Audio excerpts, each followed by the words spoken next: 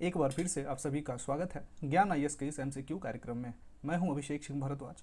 दोस्तों, आज के इस एपिसोड में हम संक्षिप्त चर्चा करेंगे अप्रैल माह के 50 महत्वपूर्ण प्रश्न जो आपके आगामी परीक्षाओं के दृष्टिकोण से बेहद महत्वपूर्ण और उपयोगी होंगे। सभी प्रश्न बाइलिंगुअल हैं, यानी कि हिंदी और अंग्रेजी दोनों में है। इस एपिसोड का पीडीएफ यदि आप चाहते हैं आंसर सहित, है ना, तो आप टेलीग्राम ग्रुप से भी जुड़ जाएं, आपको वहाँ पे पीडीएफ मिल जाएगा।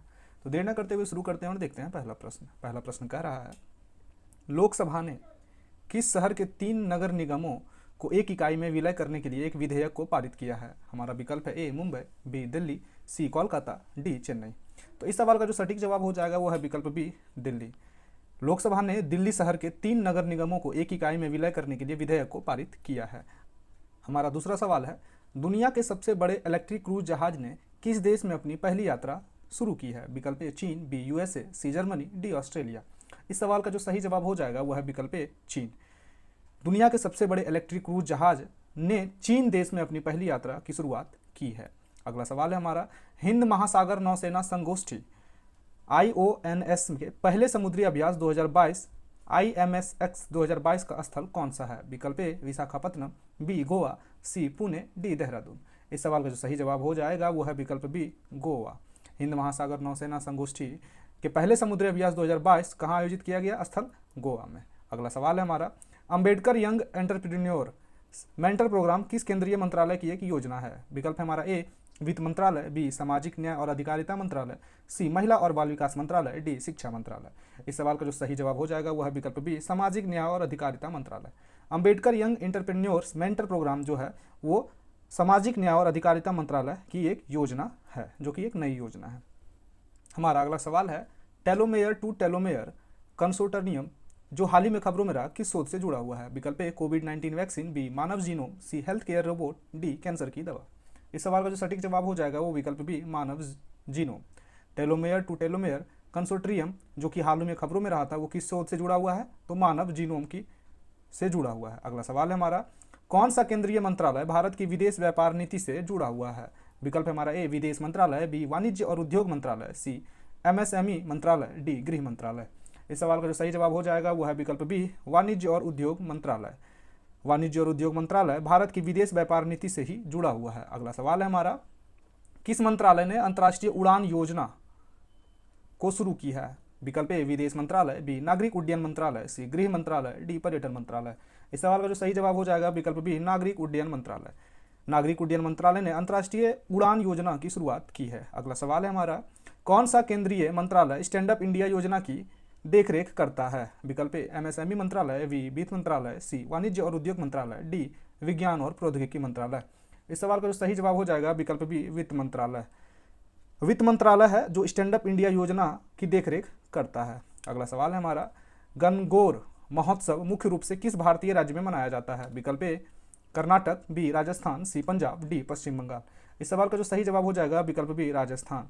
गणगौर महोत्सव जो कि मुख्य रूप से राजस्थान राज्य में मनाया जाता है और जो कि एक भारतीय उत्सव है। हमारा अगला सवाल है, भारत के नए विदेश सचिव के रूप में किसे नियुक्त किया गया है? विकल्प ए विनय मोहन कात्र, बी रुद्रेंद्र टंडन, सी दिनेश भाटिया, डी संतोष झा। इस सवाल का जो सही जवाब हो जाएगा विकल्प ए विनय मोहन कात्र। भारत के नए विदेश सचिव के रूप में विनय मोहन कात्र का चयन किया गया है। अगला सवाल है हमारा, 2022 तक संपत्ति के हिसाब से भारत का सबसे बड़ा निजी क्षेत्र का बैंक कौन सा बन गया है? विकल्प A ICICI bank, B HDFC bank, C Axis bank, D Kotak Mahindra bank. इस सवाल का जो सही जवाब हो जाएगा वो है विकल्प बी HDFC बैंक।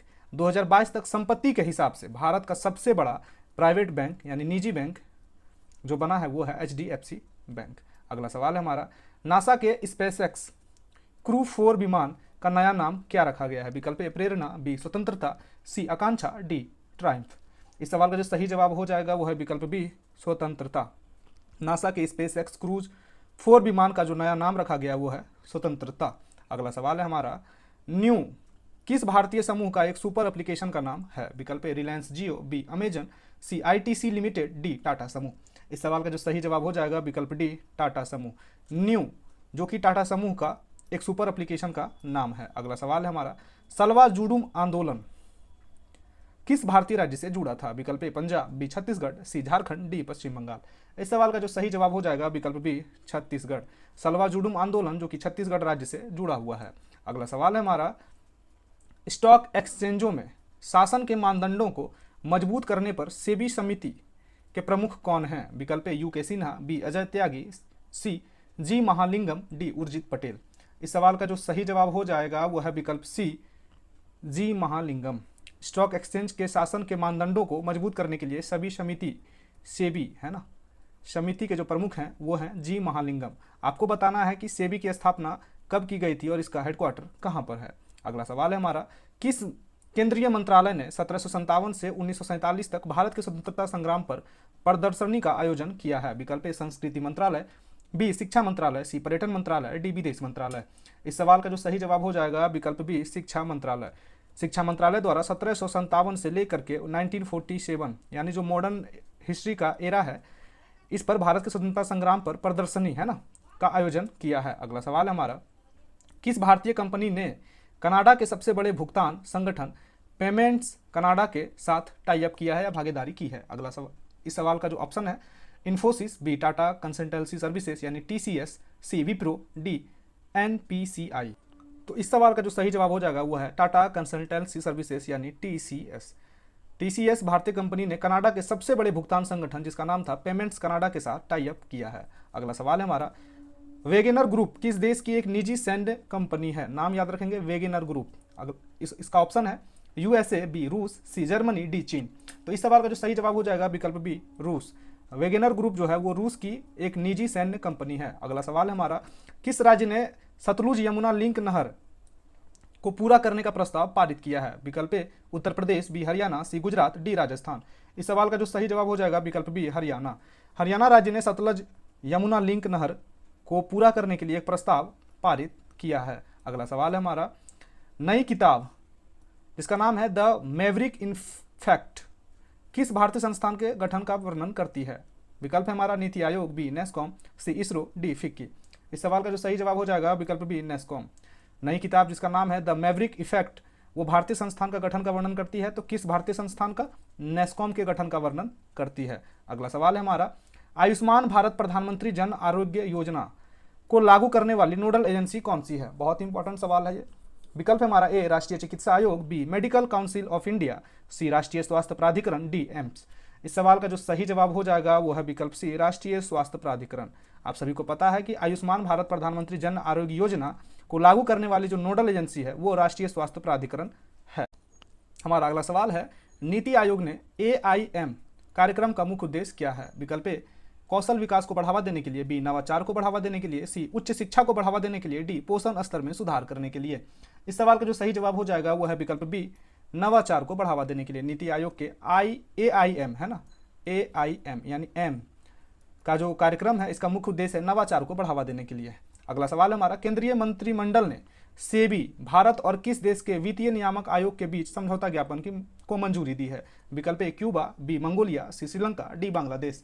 इस सवाल का जो सटीक जवाब हो जाएगा विकल्प बी मंगोलिया।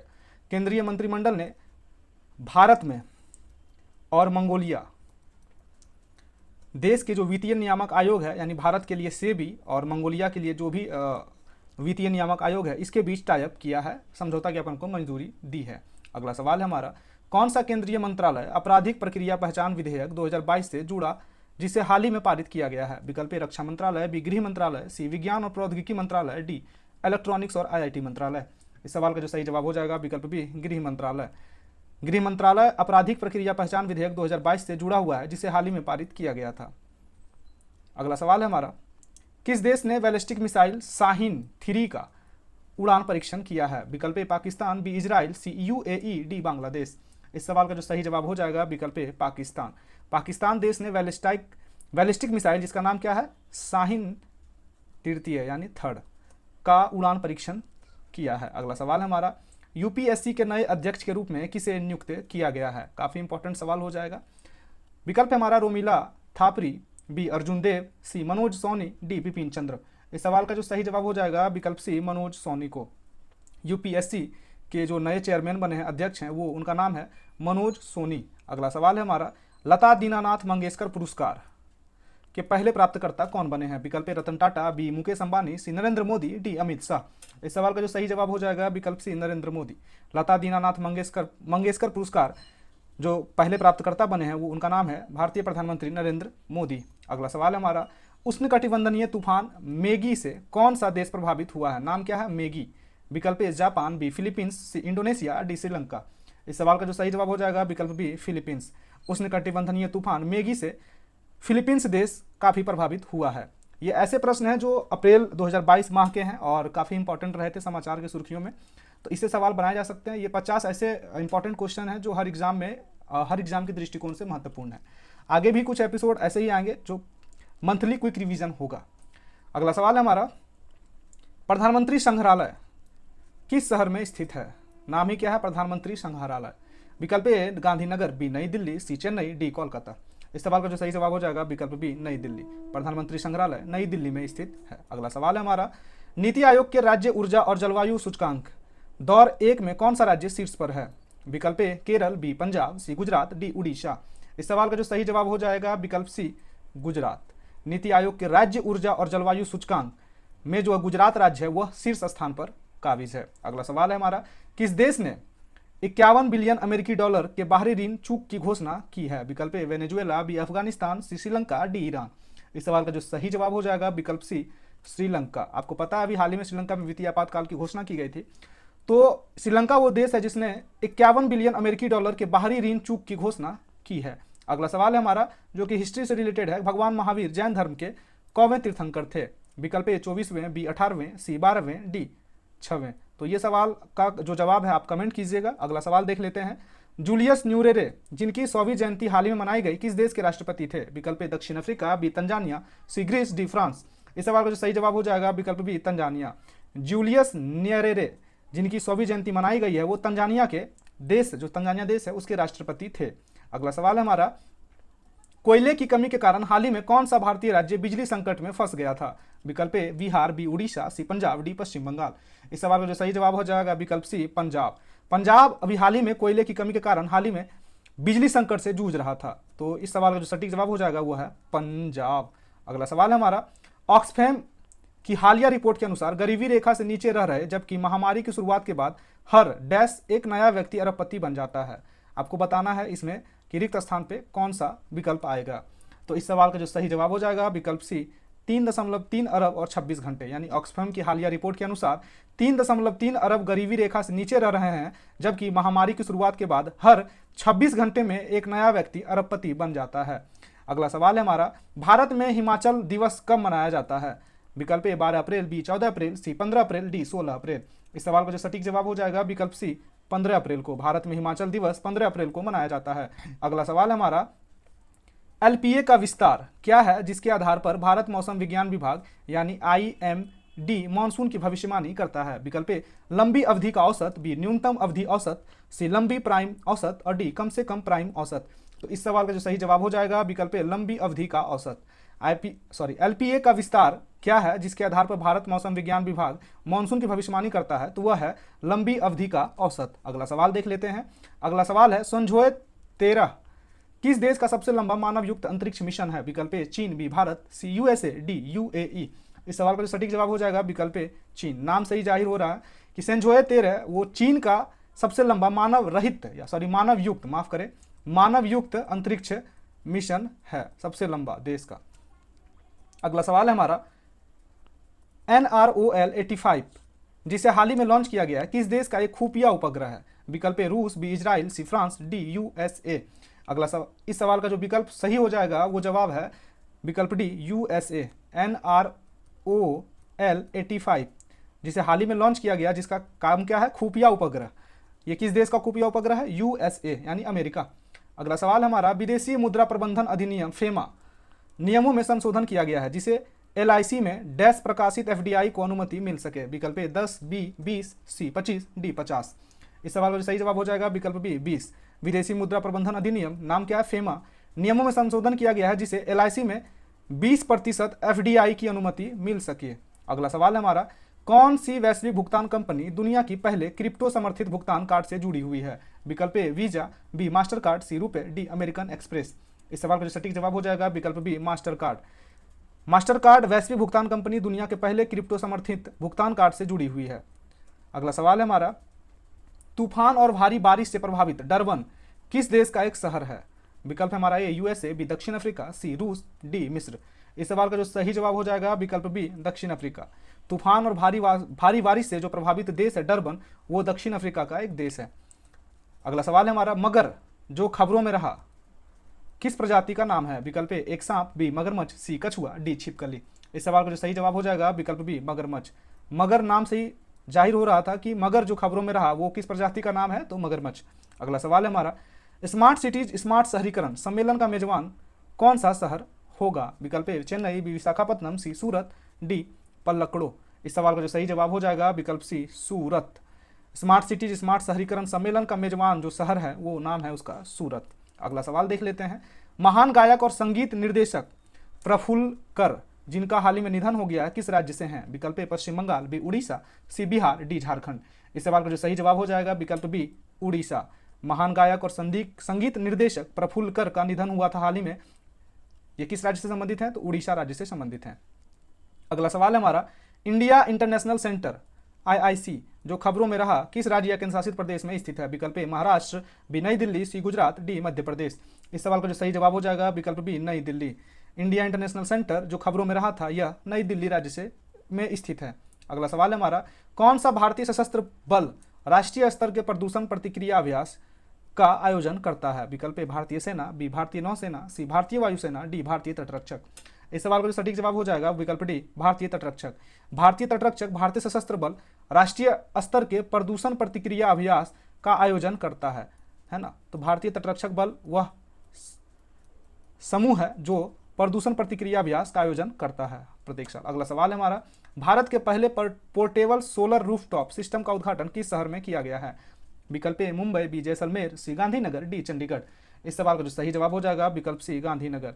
भारत के पहले पोर्टेबल सोलर रूफटॉप सिस्टम का उद्घाटन गांधीनगर यानी गुजरात में किया गया है।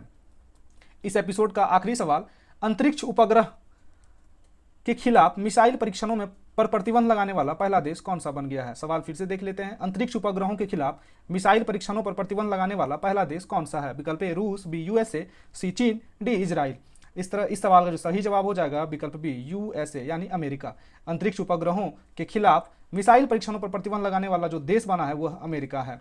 इस तरह से हमने अप्रैल 2022 माह के जो 50 महत्वपूर्ण करंट अफेयर्स अभी तक में बन सकते थे उसे हमने डिस्कस कर लिया संक्षिप्त व्याख्या के साथ। आई होप कि आपका क्विक रिवीजन हो चुका होगा। तो देर न करते हुए लाइक, कमेंट और सब्सक्राइब जरूर कर लीजिएगा। मिलते हैं अगले एपिसोड में, तब तक पढ़ते रहिए, मस्त रहिए।